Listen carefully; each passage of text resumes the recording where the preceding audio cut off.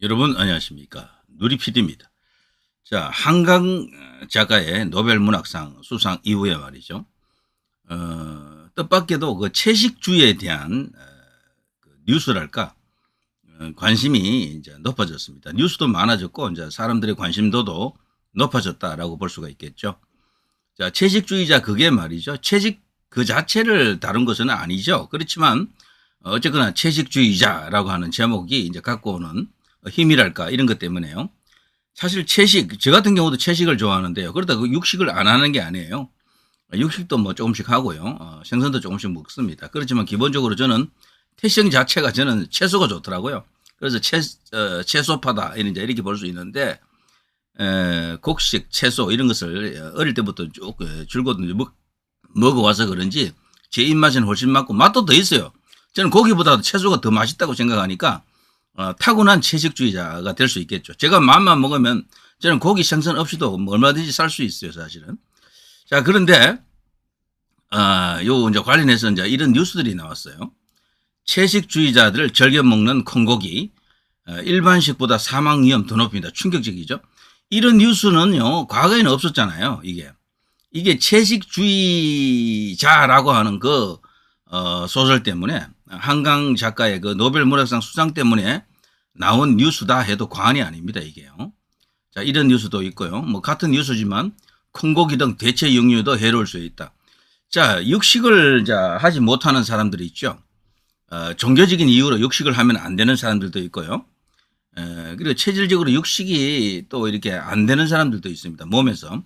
자, 그런 사람들이 대체해서 먹을 수 있는 고기, 대체 육류, 뭐 주로 콩고기라고 합니다만, 자, 이런 것이 우리 몸에 결코 좋지 않다라고 하는 뉴스가 나왔습니다. 이거 그동안 이 대체 육류, 콩고기 같은 것을 이제 드시던 분들 이 쇼크겠는데요. 저도 이걸 딱 한 번 먹어본 적이 있어요. 근데 그죠, 맛이랄까 이런 것들은 원래 고기하고는 달라요.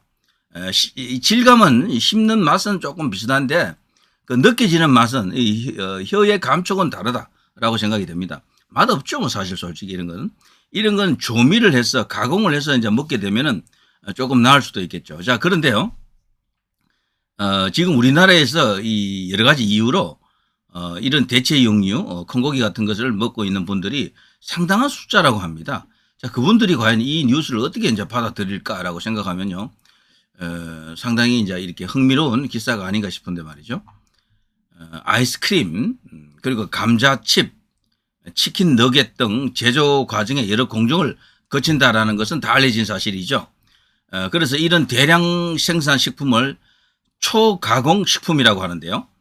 최근에 일각에서는 비건이라 그러죠. 비건, 이 이제 소위 이제 채소 그리고 중심의 식사를 하는 사람들, 뭐 베지테리언이라고도 합니다만, 그 약간 다른 의미인데, 비건 식품 중에 상당수가 이런 초가공 식품 범주 안에 이제 속한다라고 알려져 있죠.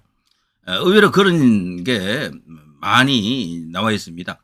비건이라고 하는 건 사전적 의미는 채소, 과일, 해초 등의 식물성 음식 이외에는 아무것도 먹지 않는 채식 섭취를 하는 사람들을 말하는데요. 우유, 알, 꿀 등 동물에게 얻어지는 식품은 최대한 피한다라는 겁니다. 이거요, 베지테리언 중에서도 종류가 굉장히 많습니다. 거의 뭐 10가지 가까이 될 거예요. 그래서 약간의 차이들이 있습니다. 극단적인 채식파가 있고요. 약간은 가공식품까지도 이렇게 허용하는 그런 채식주의가 있고 여러 가지가 있죠. 자, 아무튼요, 이런 우려를 이제 이렇게 제기하고 있다. 소위 이제 채식주의가 반드시 우리 몸에 좋은 것은 아니다, 위험하다라고 하는 이런 어떤 충격적 어떤 경고인데요. 콩 단백질 등으로 가짜 고기를 만드는 과정에 이 원재료를 소위 이제 그대로 갖고 오면 그게 고기가 안 되겠죠. 유사 고기가 안 된다고요. 그러니까 그 원재료에다가 뭔가를 입히는 거죠. 가공을 하는 거죠. 그 가공이 이제 자연스럽지가 않겠죠. 순수한 자연의 힘이 아니고 인공의 힘으로 뭘 하는 것이기 때문에 상당히 해롭다라고 볼 수 있습니다.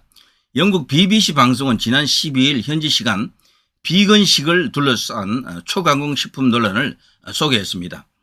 비스킷, 감자칩 등 과자나 아이스크림, 소스류, 냉동식품 등은 원재료의 복잡한 공정을 거쳐서 만드는 초가공식품이라고 제가 말씀드렸죠. 이 초가공식품의 구체적인 정의에 대해서는 영양학자들 사이에서도 의견이 갈린다라고 합니다. 이런 식품은 대체로 맛을 내기 위해 당분, 염분, 지방을 대량으로 투입하여 칼로리도 굉장히 높습니다. 문제는 이런 초가공식품이 비건식의 영역으로 확대됐다는 데 있습니다. 제가 앞서 말씀드린 것처럼 이런 것을 먹는 채식주의도 있고요. 이런 것을 먹지 않는 채식주의도 있어요. 네, 있습니다. 자, 최근에 이런 비건식 중에는 대두 단백질로 만든 가짜 소시지나 패티 등 지방류 제품들이죠. 패티 등 대체 육류 상품이 지금 나오고 있습니다. 이런 제품은 식물성 단백질을 고기와 비슷한 식감으로 바꾸기 위해 복잡한 가공을 이제 거칩니다. 채식주의자를 위해 만들어진 가짜 고기가 해로운 초가공 식품일 수 있다는 우려가 그래서 지금 나오고 있는데요. 식물에서 유래한 초가공 식품을 즐겨 먹는 사람은 일반 식단을 섭취하는 사람보다 사망 위험이 12% 더 높다라는 연구 결과도 있다고 합니다. 자, 그렇다면요, 초가공 비건식은 실제로 건강에 위험할까요? 대두 소시지, 식물 패티 같은 제품의 위해성은 영양학자들 사이에서도 상당히 의견이 엇갈리고 있다고 합니다. 무엇보다도 초가공 식품도 종류에 따라서는 건강에 이로울 수 있기 때문이죠. 자, BBC는요, 일례로 시리얼 그리고 빵에는 몸에 필요한 성분인 섬유질이 있습니다. 하지만 다른 초가공 식품은 섬유질을 비롯한 여러 영양소가 심각하게 결여됐다라고 합니다. 또 초가공 식품이 아니라고 해서요, 반드시 건강에 좋은 게 아니고요. 예를 들어 원재료 자체인 붉은 육류를 지나치게 섭취하면 심혈관 질환에 나쁜 영향을 주겠죠. 다만 이 초가공 식품은 가공 과정에서 설탕과 소금이 많이 이제 함유되는 것은 사실이고요. 이 때문에 적은 양으로도 많은 칼로리를 냅니다. 게다가 전반적으로 맛이 좋아 무심코 과식할 수 있다는 단점도 있죠. 더 높은 칼로리 섭취는 체중 증가로 이어지겠고요. 자, 이 때문에 전문가들은 초가공 식품을 소비자 스스로 조절해서 먹는 자세가 필요하다라고 강조합니다. 영양회사 GOE라고 하는 데가 있는데요. 여기에 이제 근무하는 수석 과학자인 사라 베리 킹스 칼리지 런던 영양학과 교수, 이 사람은요, BBC에 이런 인터뷰를 했습니다. 동물성이든 비건식이든 모든 초가공 식품을 피하면서 살 수는 없다. 패티나 통조림을 먹더라도 신선한 과일과 채소, 견과류, 콩 등을 이제 결합하는 것이 굉장히 중요하다. 패티라고 하는 것은 다진 고기와 빵가루 등의 재료를 둥글고 납작하게 만들어서 구운 것이죠.